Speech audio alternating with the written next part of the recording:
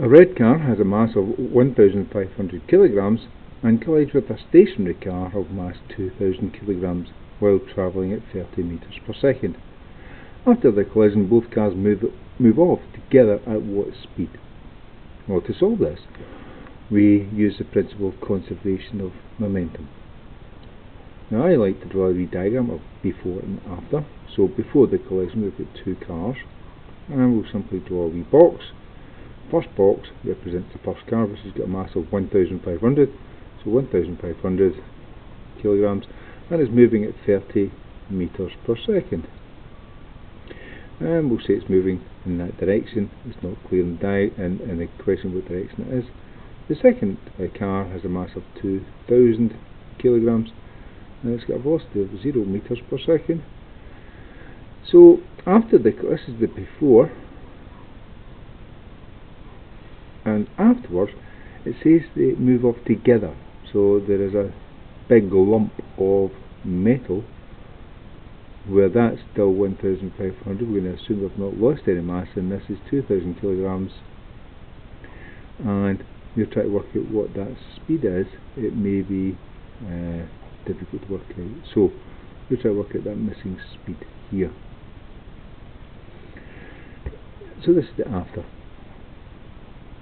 Diagrams are useful because it sets up in our mind what's going on. So, as I said, we're going to use the principle of conservation of momentum, which says that the total momentum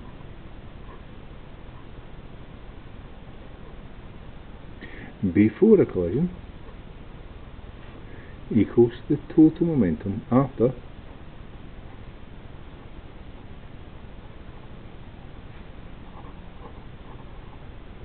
assuming there's no other external forces. So we're going to assume that. So the total momentum before then, momentum is mass times velocity. So we've got two objects, two masses. So let's call this mass 1 and call this mass 2.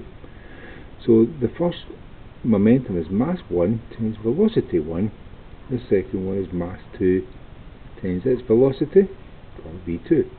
Now after the collision, both objects are stuck together, so the mass will be the total mass of mass 1 plus mass 2 multiplied by for velocity, we'll call it v3, so we'll change put v3 in there. That's what we're trying to find.